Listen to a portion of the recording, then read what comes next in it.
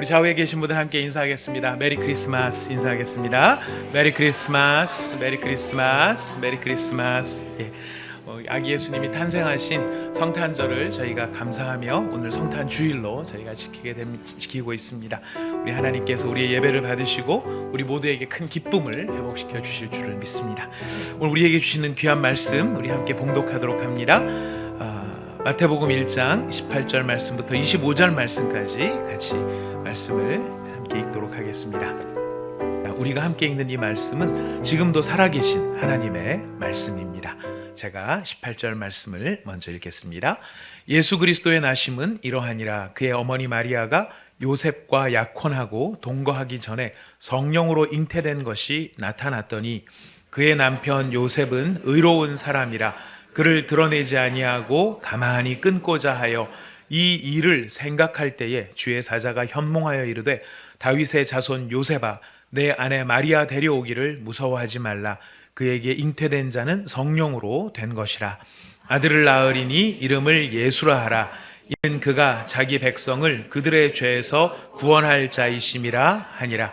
이 모든 일이 된 것은 주께서 선지자로 하신 말씀을 이루려 하심이니 이르시되 보라 처녀가 잉태하여 아들을 낳을 것이요 그의 이름은 임마누엘이라 하리라 하셨으니 이를 번역한즉 하나님이 우리와 함께 계시다 함이라. 요셉이 잠에서 깨어 일어나 주의 사자의 분부대로 행하여 그의 아내를 데려왔으나 아들을 낳기까지 동침하지 아니하더니 낳음의 이름을 예수라 하니라. 아멘. 우리 마태복음의 본문 말씀은 그 족보를 쭉 기록한 내용 이후에 처음 등장하는 내용입니다.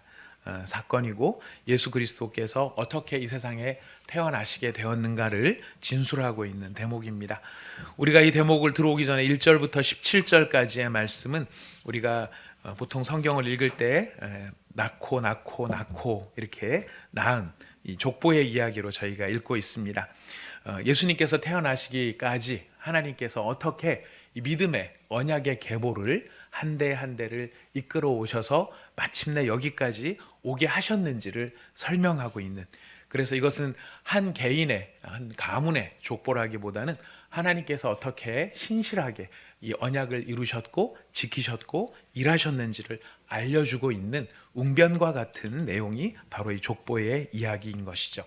이 족보에 나타나는 사람들의 이름이 참 많습니다만은 이 개개인의 삶, 이 개개인의 삶의 생로병사라고 하죠. 태어나고 또 늙고 병들고 죽는 한 사람의 인생, 또 그 안에 담겨 있는 또 한자로 얘기하면 희로애락이라고 하죠. 기쁘고 슬프고 노엽고 또 즐거운 그런 일들이 이 한 사람 한 사람의 삶에 다 이렇게 담겨져 있을 텐데, 그 파편적이고 또 어떻게 보면 우연한 사건 같고 그들이 경험하는 이벤트와 해프닝들이 다 각각 있었을 것인데요.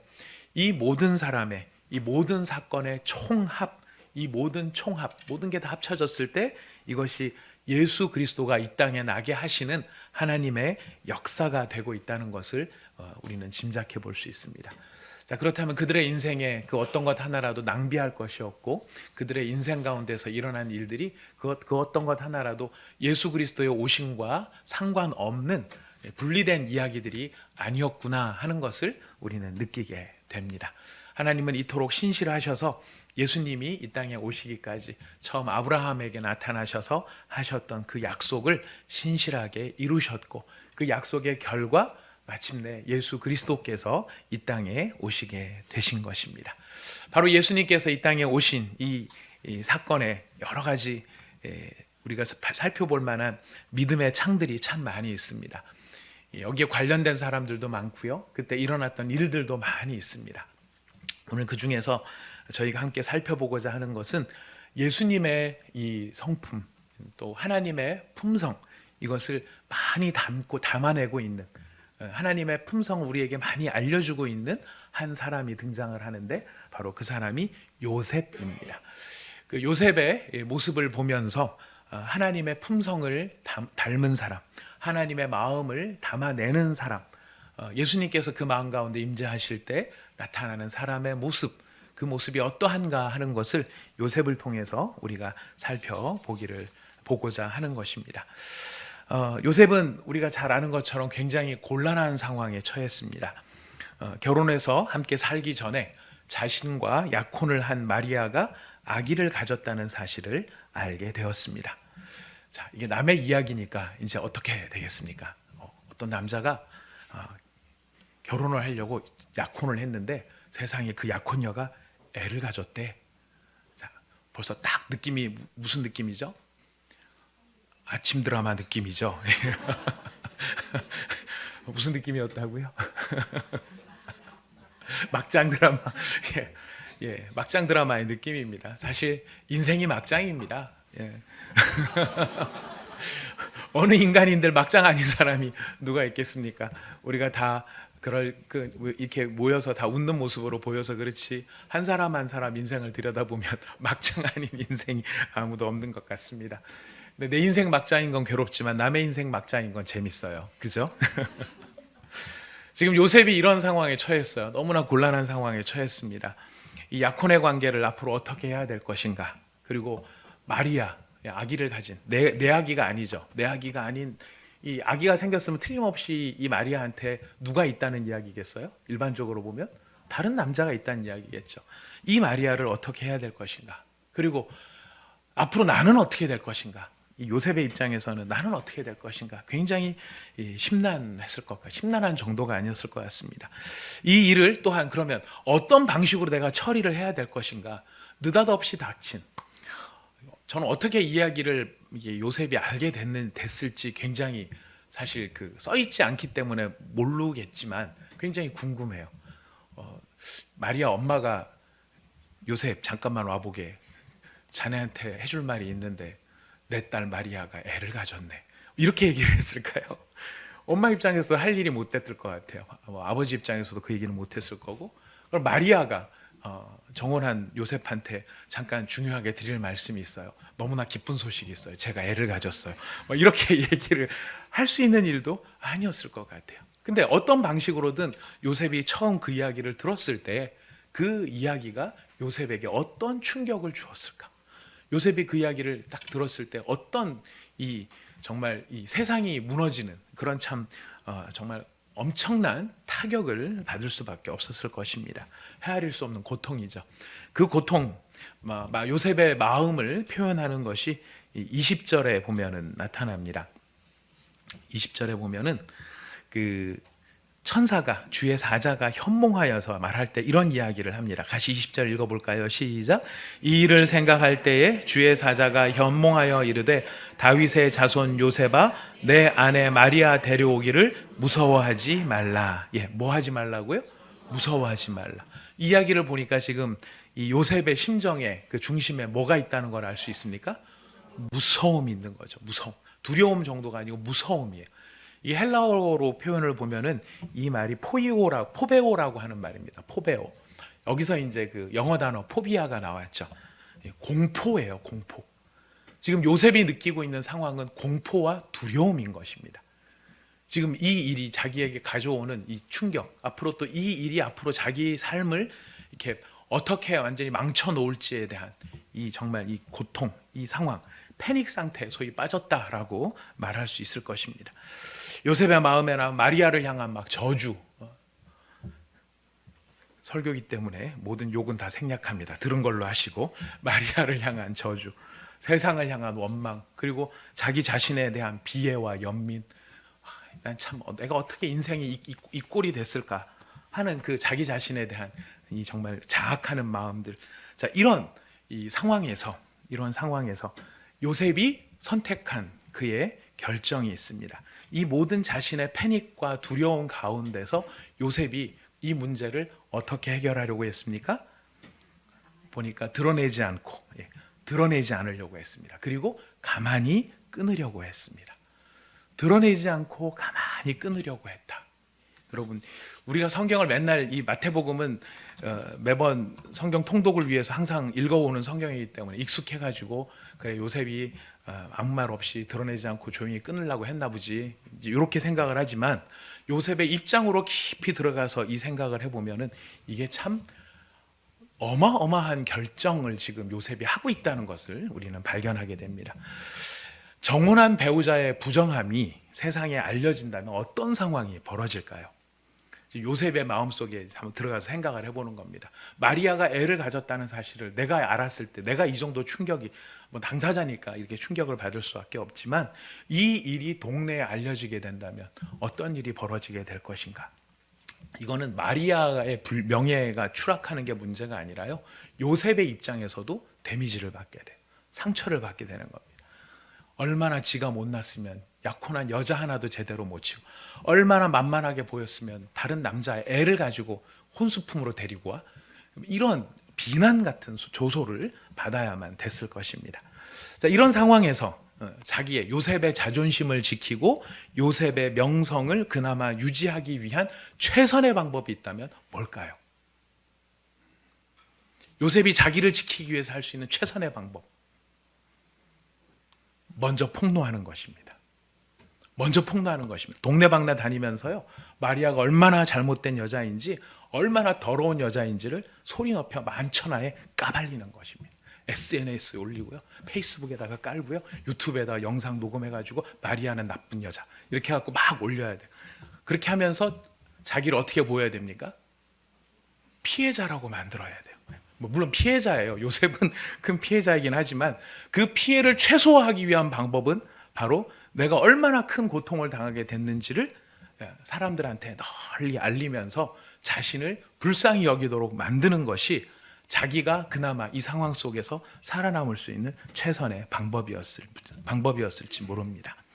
바로 그렇게 요셉은 자신이 피해를 받을 수도 있고 사회적으로 상처를 받을 수 있는 상황에서 자신을 방어하기 위해 마리아의 부정함을 드러내는 것이 요셉이 살 길이었을지 모르겠지만, 요셉은 어떤 길을 선택합니까? 오히려 드러내지 않고 가만히 끊고자 했던 것입니다. 왜 그랬을까요? 왜 가만히 끊고자 했을까요? 만약 이런 사실들이 공개적으로 알려지게 된다면 자신은 명예를 잃게 되지만 마리아는 목숨을 잃게 됩니다. 마리아는 이런 상황들 앞에선 공개적으로 끌려 나와서 돌에 맞아 죽어야 되는 정말 비극적인 비참한 마무리를 지어야 하는 것이 바로 마리아가 처해 있는 상황이었던 것이죠.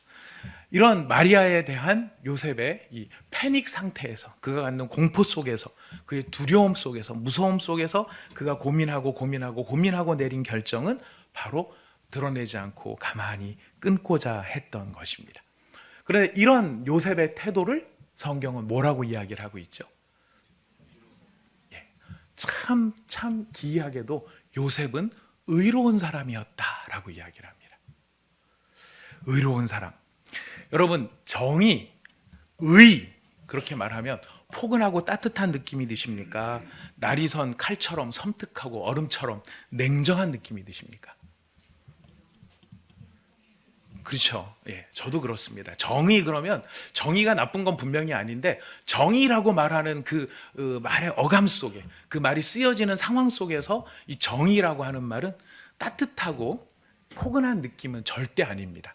그것은 칼날 같고 섬뜩하고 차가운 느낌이 듭니다. 정의를 부르짖는 일이 굉장히 중요하고 정의를 추구하는 것은 반드시 굉장히 필요한 일이지만, 여러분, 과연 정의란 무엇이고 의로움이라고 하는 것은 무엇일까요?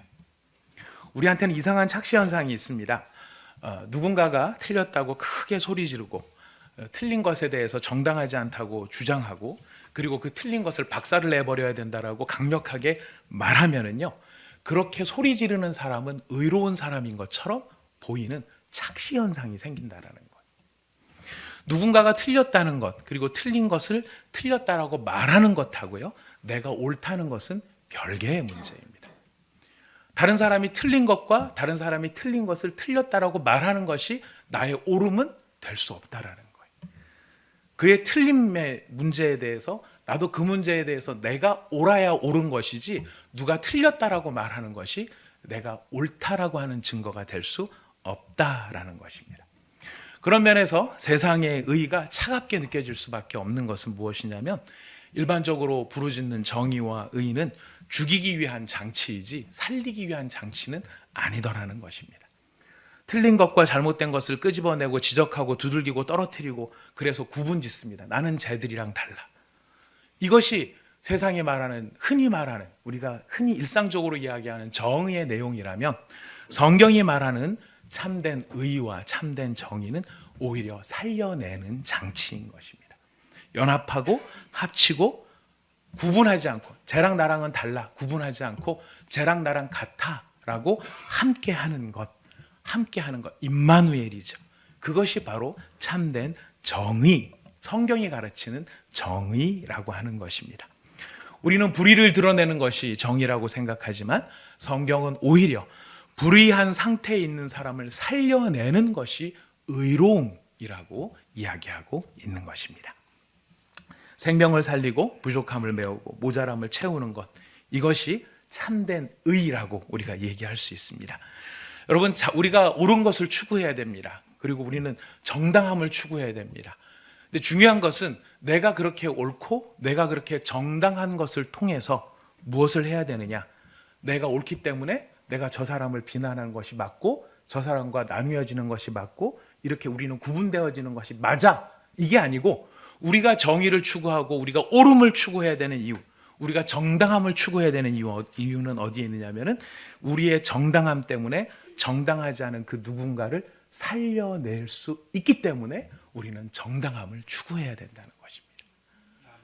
왜 우리가 옳아야 되는가? 나의 옳음으로 누군가를 죽이기 위해서가 아니라 나의 옳음으로 누군가를 살려내기 위해서 우리는 부름받은, 우리에게 가르쳐 주시는 이것이 성경의 의로운 모습인 것입니다. 이런 면에서 요셉은 의로운 사람입니다. 이런 면에서 요셉을 의롭다라고 말하고 있습니다. 생명을 살리는 것이 의로움이라고 한다면 예수님은 그런 면에서는 완전히 온전히 의로우신 분이시죠. 이 요셉이 마리아를 이렇게 배려했던 행동은 결코 작은 배려가 아닙니다. 사실 입장 바꿔놓고 생각하면은요, 쉽지 않아요. 쉽지 않은 정도겠어요. 어려울 것 같아요. 입장 바꿔놓고 생각한다 그러면 절대 쉽지 않은 문제일 것 같아요.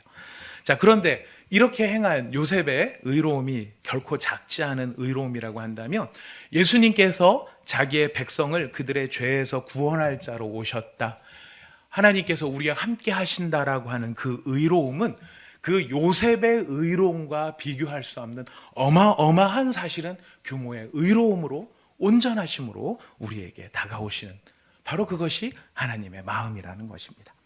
우리 하나님은 죽이기를 원하시는 하나님일까요? 살리기를 원하시는 하나님일까요? 잘 아시죠? 그래서 우리가 지금 살아있는 것입니다. 하나님은 죄인이 용서받기를 원하시는 분이시고요, 죄인이 지은 죄에 대한 대가를 스스로 해결해 주시고 그 죄인과 함께 하기를 기뻐하시는 분이 우리 하나님이십니다. 자, 그렇다면, 그런 하나님의 성품이라면 하나님의 자녀들이라고 한 우리들한테는 하나님이 무엇을 기대하실까요? 우리가 하나님을 닮은 것을 기대하실까요? 하나님하고 다른 것을 기대하실까요? 당연히 닮은 것을 기대하실 것입니다. 우리가 하나님의 자녀이고 예수님의 제자인 우리를 향해서도 하나님을 닮아가기를 원하고 예수님을 닮아가기를 원하십니다. 어떤 사람이 되기를 원하실까요? 의로운 사람이 되기를 원하시는 것이죠. 우리가 하나님 앞에서 의로운 사람이 되기를 원하십니다. 의로운 사람이 된다는 것은 어떤 뜻입니까? 생명을 살려주는 사람, 용서하는 사람, 덮어주는 사람. 그래서 그 정당하지 않은 사람이 살아날 수 있도록 용납해주는 사람, 바로 그런 사람으로 우리를 부르셨다라는 것입니다.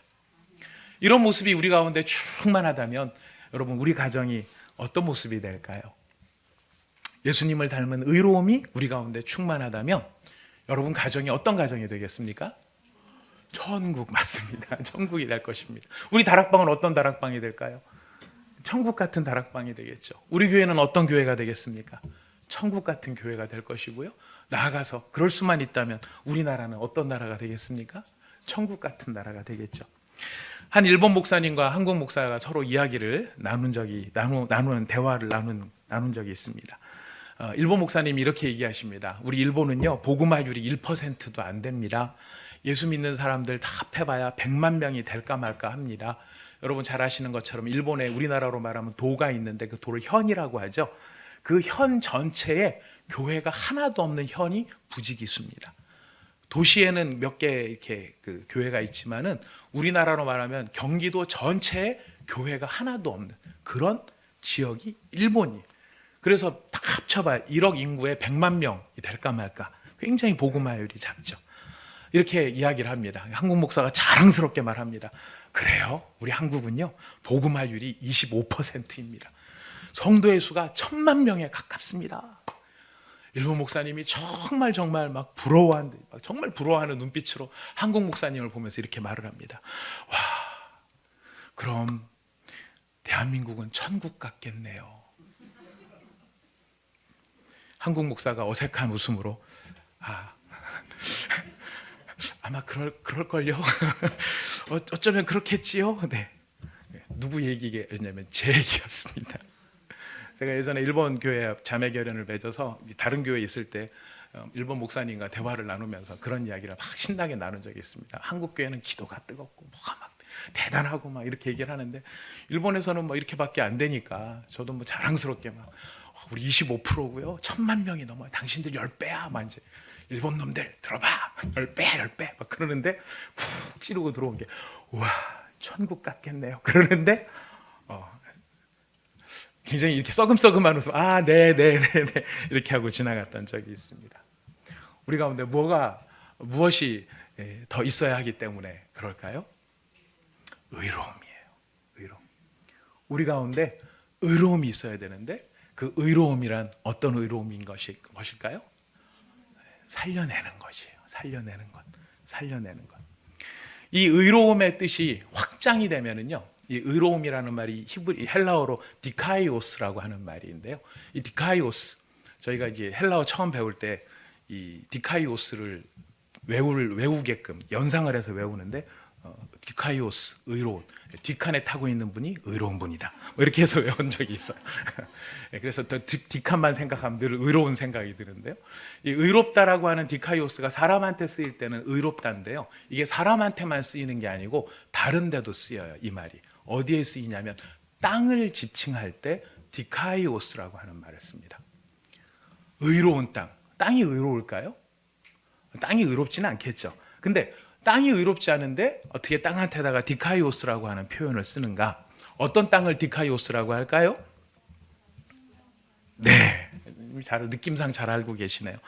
땅이 비옥하고 기름지고 말미암아서 기름지기 때문에 땅에 심기워진 그 땅에 심기워진 식물의 소출이 풍성해지는 그 땅을 일컬어 디카이오스라고 이야기를 하는 것입니다. 땅이 기름져서 아주 풍성해서 씨앗이 심기면은 우리 성경에 보면 나오죠. 그런 땅에 씨앗이 심기면은 결실이 어떻게 맺어져요? 30배, 60배, 100배의 결실을 맺게 돼요. 의로운 땅은 다른 땅이 아니에요. 그 땅에 식물이 심겨지고 씨앗이 심겨지면 그곳에서 생명이 자라나게 만들고 그 생명의 소출이 풍성해지도록 하는 것이 바로 의로운 땅의 모습이라는 것입니다. 땅 가운데 좋은 씨앗이 심겨지면 이런 풍성한 소출을 맺게 된다면 우리 가운데 누군가가 우리 공동체에 들어오고 우리 가족 가운데 누군가가 우리 가정 안으로 다시 들어오고 우리 교회 안에 또 내 안에 누군가가 씨앗으로 심겨지게 된다고 했을 때 그 사람이 살아나는가? 그 사람이 죽는가?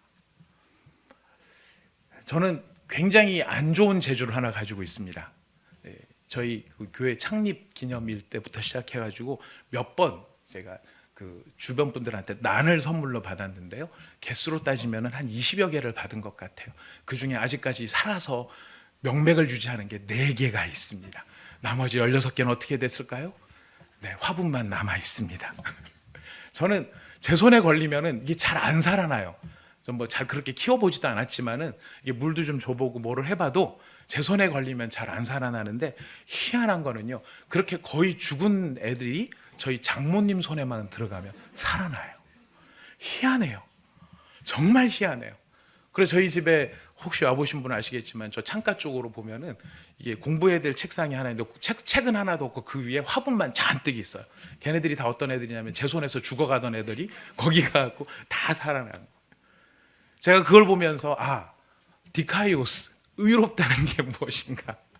의로움이란 무엇인가? 의로움의 능력이란 무엇인가를 생각하게 된다는 것입니다. 멀쩡했던 사람도 나만 만나면 죽어나가요. 멀쩡했던 사람도 저를 만나면 상처를 받아요. 멀쩡했던 사람도 저를 만나면 실족해요. 이런 사람이 있는가 하면 너무너무 상처받고 아프고 고통스럽고 내면의 피를 철철철 흘리던 사람이 나를 만나기만 하면 살아나요. 일어나요. 힘을 얻어요. 용기를 얻어요. 그리고 다시 그 마음에 꿈을 품어요. 이런 사람이 있을 수 있어요. 성경에 말하는 의로운 사람은 어떤 사람입니까? 이건 썩었어, 잘라. 이건 틀렸어, 뽑아. 이건 틀렸어, 얘는 싹수가 없어, 그냥 갖다 버려. 이것이 아니겠죠? 요셉의 모습입니다. 그가 드러내지 않고 가만히 끊고자 하여 그 마리아를 살려내려고 하는 바로 그 모습이 어떤 모습이었다는 것입니까? 의로운 모습이었다는 것입니다. 그렇게 예수님을 닮은 의로운 사람들이 우리 교회에 가득하다고 한번 상상해 보십시오. 우리 교회 성도가 지금 한 주에 평균 200명 정도가 출석하고 있어요. 우리 아이들까지 다 합해서요.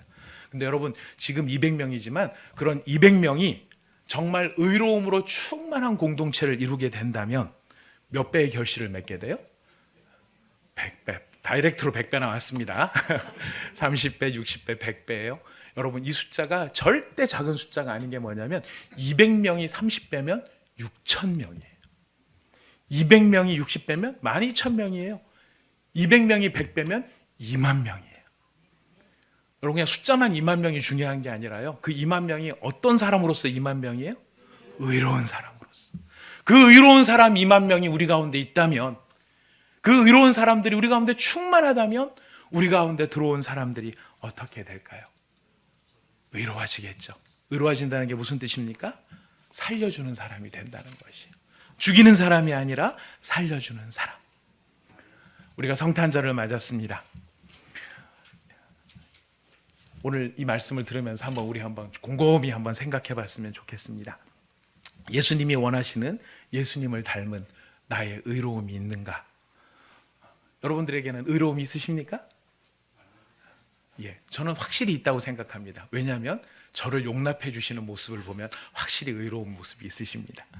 자, 이런 의로움이 여러분 가운데 충만했을 때 오늘 한번 말씀 앞에서 우리가 진지하게 생각했으면 좋겠습니다. 지금 나의 이런 의로움을 필요로 하는 사람은 누구일까? 나의 이런 의로움이 필요한 곳은 어디일까? 지가 나를 찾아와서 무릎을 꿇고 싹싹 빌기 전에는 내 눈에 흙이 들어가기 전에 절대로 내가 먼저 찾아가지도 않을 거고 손을 내밀지도 않을 거고 용서하지도 않을 거다 라고 생각되는 분이 혹시 여러분 가운데 계시지는 않습니까? 아마 그 사람은 알지도 모를 거예요. 내가 이렇게 마음에 이런 고통을 당하고 있다는 것을 알지도 모를 것입니다. 그리고 내가 어쩌면 먼저 연락을 해도 그 사람은 고마워할까요? 안 고마워할까요? 고마워할 수도 있지만 그렇지 않을 수도 있을 것입니다. 내가 먼저 용기를 내서 나의 의로움을 가지고 저걸 어떻게 한번 살려봐야지 라고 생각을 해서 내가 한번 연락을 하면 그래, 네가 잘못했던 거야 뭐 이러면서 되려 큰 소리를 막 치고 나올지도 모릅니다. 그럼 우리는 좋은 의도로 시작했던 일이 더 어떻게 되죠? 더 싫어져요. 그 꼴 보기 싫은 거예요. 그죠? 사실은 그 꼴 보기 싫어서 내가 왜 그 꼴을 봅니까? 내가 그 꼴 못 봅니다. 여러분, 사실 그 꼴을 보기 싫기 때문에 우리한테서 뭐가 안 나타날까요? 예수님을 닮은 의로움이 나타나지 않는 거예요. 어쩌면 그 꼴을 봐야 그 왼수 같은 인간이 내가 먼저 손을 내민 것 때문에 기고만장해하는 그 꼴을 봐야 어쩌면 살아날지도 모르겠습니다. 여러분, 쉽지 않은 일이지만은요, 우리 예수님으로 말미암아 예수님 닮은 의로움을 경험해 보는 시간이 되실 수 있기를 바랍니다. 왜요? 오늘은, 이번 주는 크리스마스잖아요. 성탄절이잖아요. 예수님께서 죄인의 기고만장한 꼴을 다 아시면서도 오셔서 자신의 의로움으로 죄인을 살려주시기 위해 이 땅에 오신 바로 그날이 성탄절입니다. 여러분, 부부가 부부관계를 유지하는 게 뭘로 유지하는 걸까요? 돈으로 유지하는 건 아니겠죠? 부부가 부부관계를 유지하는 힘의 근원이 어디 있습니까? 사랑 때문입니까? 정 때문입니까? 감정? 기분? 여러분 그런 거 아니죠? 예. 그러면 좋죠. 여전히 뭐 30년, 40년이 흘러가도 그렇게 사랑의 감정이 충만하고 정이 막 깊고 정말 보기만 해도 행복하고 감정이 막 하여튼 막 즐겁고 이런 상황일 수 있으면 가장 좋겠습니다. 그런 여러분 가정들이 다 되기를 바라겠습니다. 하지만 가정을 이어가는 가장 큰 힘은요, 감정과 기분에 놓여 있지 않습니다. 언약에 대한 충실함에 가정이 유지되는 힘이 있는 것입니다.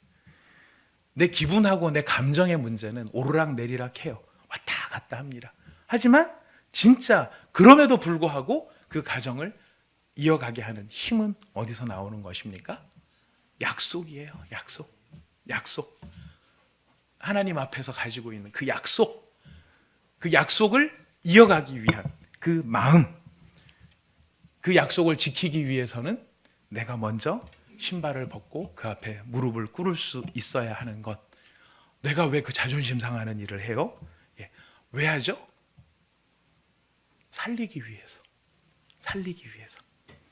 순전히 누구 때문에 하는 거예요?